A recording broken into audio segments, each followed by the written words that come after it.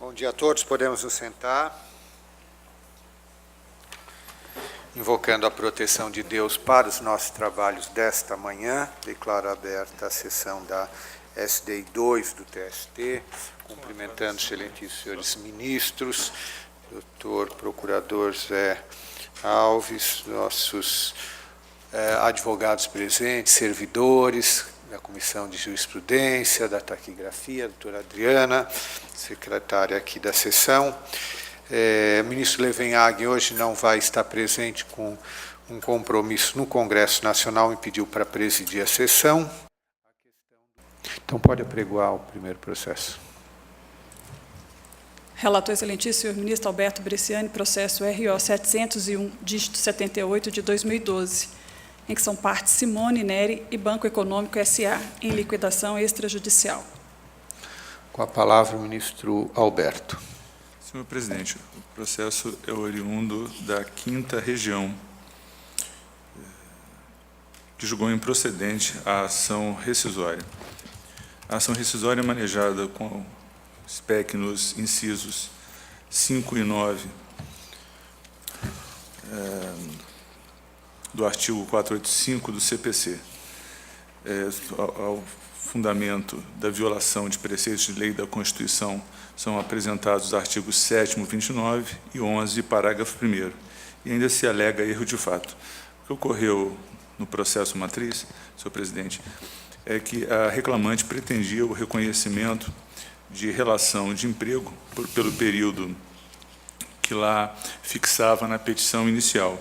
Era advogada, foi empregada até determinada data e, a partir de sua dispensa, voltou a ser contratada, mas agora como integrante de escritório, onde atuava com mais 3 sócios.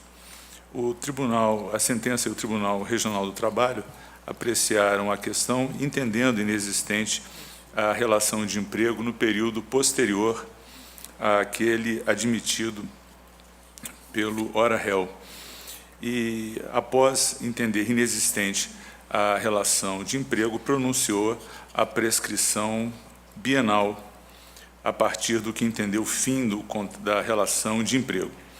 A parte se insurge, alegando, então, violação ao artigo 7º, inciso 29, ao artigo da Constituição Federal, ao artigo 11, parágrafo 1º da SLT, e também erro de fato.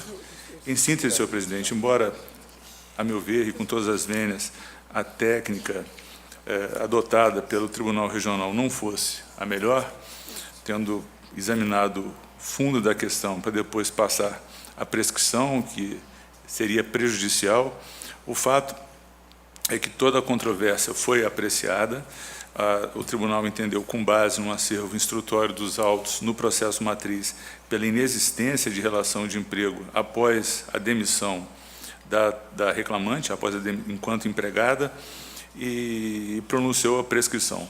Então, embora não sendo possível, de qualquer sorte, entender-se violados os artigos 7º, 29 da Constituição Federal ou 11, parágrafo 1º da SLT, porque, para a hipótese dos autos, não cuidam do momento em que no corpo de decisão judicial se deva apreciar prescrição e também não fixariam termo inicial quando posta pretensão dessa natureza, que envolve também o cunho declaratório, o fato é que, quer pelo ângulo do erro de fato, toda a matéria exposta a julgamento foi objeto de debate e o acolhimento de quaisquer das razões não permitiria efeito diverso daquele inscrito no processo matriz, senão com o revolvimento de fatos e provas, que agora desafia a compreensão da súmula 410. Por esses fundamentos resumidos, senhor presidente, eu proponho que se negue provimento ao recurso ordinário. Doutor Rui. Senhor presidente, egrégia sessão, Tem procuração nos Tem autos? procuração nos autos. Então, lhe é facultada a palavra pelo tempo regimental. Pois não. Excelência, há ainda uma preliminar de nulidade suscitada no processo.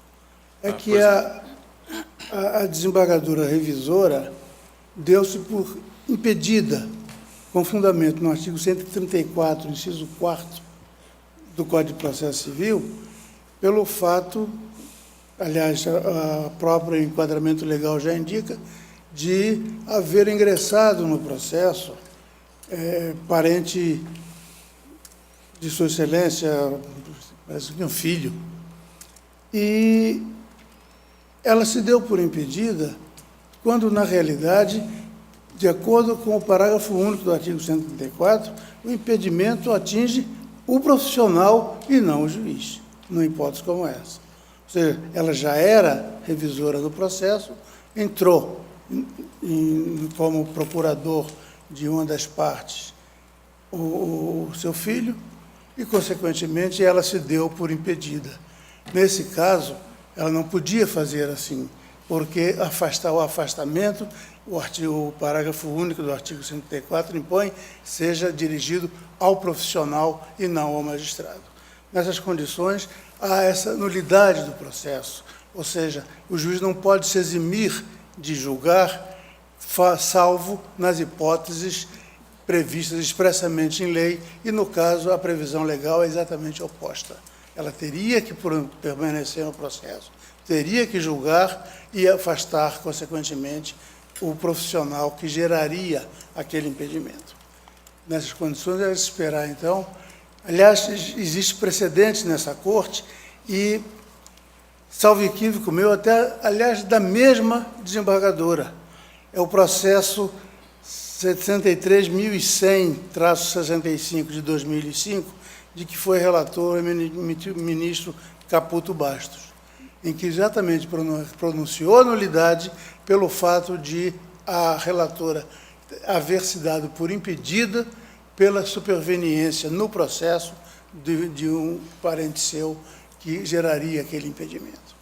Espera-se, então, que seja provido o recurso para anular o acórdão regional, determinando o afastamento do profissional e não da magistrada e, consequentemente, novo julgamento da causa.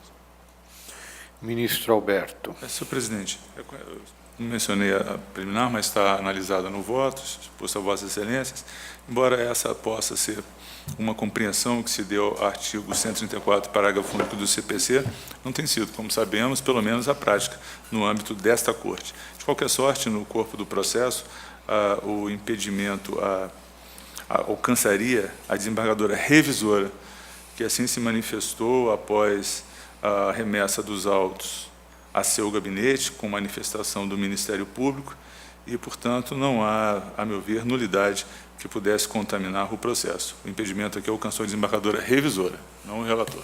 Por isso, eu peço vênia e rejeito a preliminar.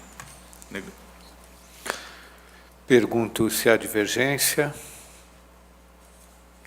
O problema sempre que nós encontramos em relação ao parágrafo único é também verificar a intencionalidade. Quer dizer, não é possível simplesmente dizer que o advogado tem que se afastar, tem que se verificar se realmente a intenção, como diz o parágrafo único, se a intenção foi provocar o impedimento.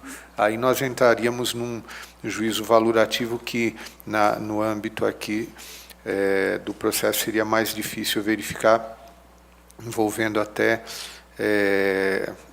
exame das circunstâncias fáticas. Então, se decide nos termos do voto do relator por unanimidade. Vamos ao próximo.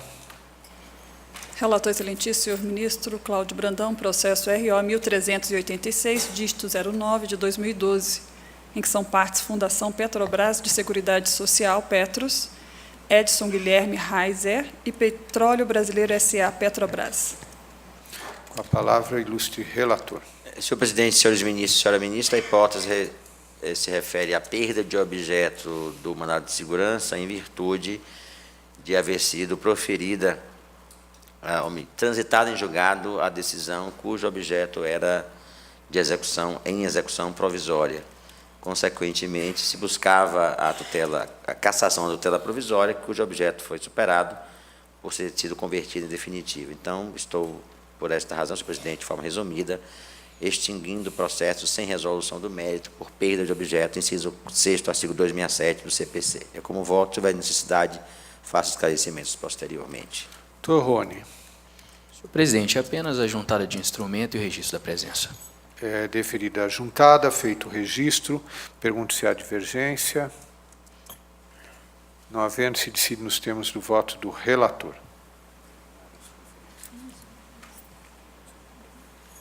A próxima preferência.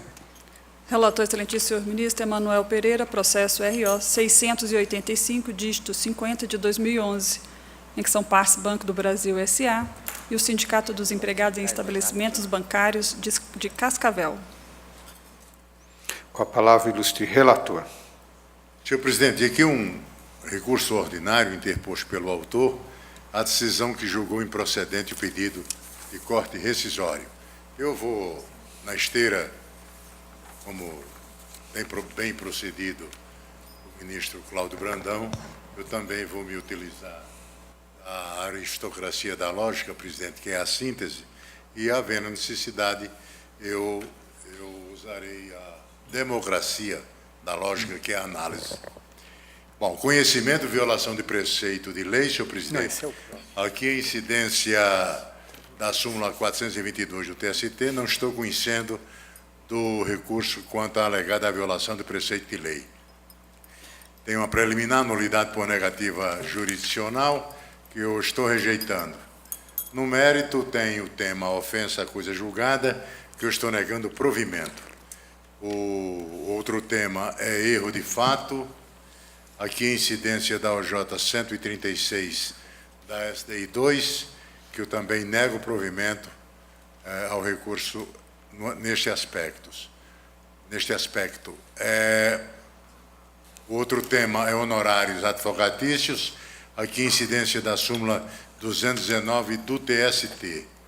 E o voto, senhor presidente, vai no sentido de conhecer parcialmente do recurso ordinário, rejeitar a preliminar de nulidade por negativa de prestação jurisdicional e, no mérito, negar provimento ao recurso.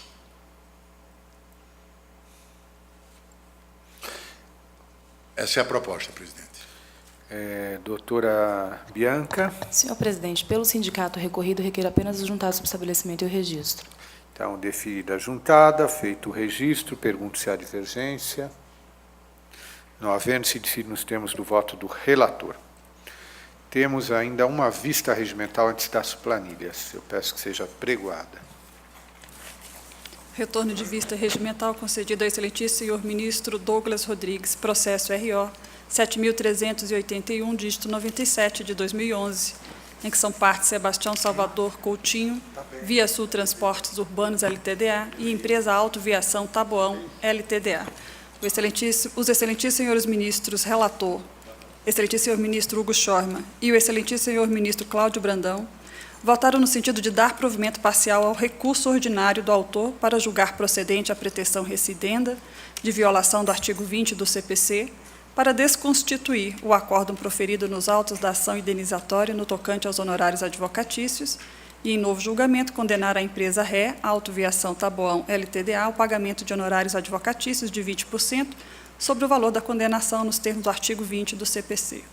E o excelentíssimo senhor ministro Emanuel Pereira votou no sentido de negar provimento ao recurso ordinário interposto pelo autor, mantendo o acórdão em que julgada improcedente a pretensão desconstitutiva.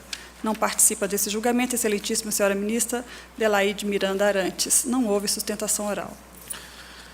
Então, ministro Douglas Alencar Rodrigues, com a palavra. Senhor presidente, senhores ministros, pedido de vista regimental se justificou em razão da dissonância apresentada pelo eminente ministro Emanuel Pereira, envolvendo a procedência da rescisória por violação ao artigo 20 do Código de Processo Civil. Cuida-se aqui de uma ação indenizatória resultante de acidente de trabalho, que foi ajuizada na Justiça Comum em período anterior ao advento da Emenda Constitucional 45 de 2004. A razão que me levou a pedir vista regimental reside na circunstância de o eminente relator ter considerado a Instrução Normativa 27 de 2005 como um indicativo da pacificação jurisprudencial em torno do direito ou não à verba honorária nessas ações.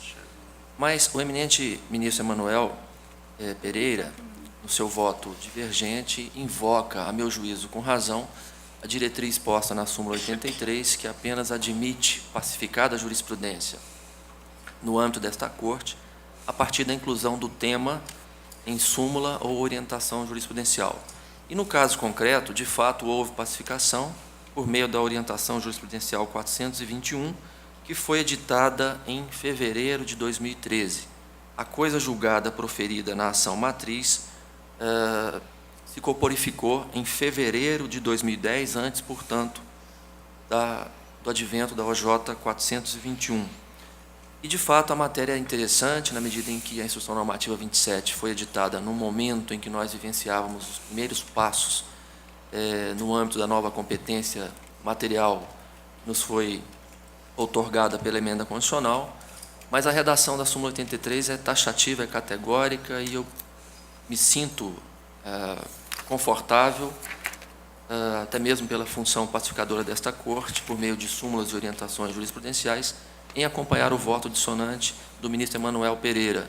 Isso, contudo, não significa, presidente, é importante que se faça essa ressalva, a Instrução Normativa 27 teve uma importância singular na medida em que intencionou dissipar uma série de discussões que chegariam a esta Corte, protraindo a não mais perder de vista o tempo da tramitação de ações outras que trouxessem debates como esse que se trava nos presentes autos.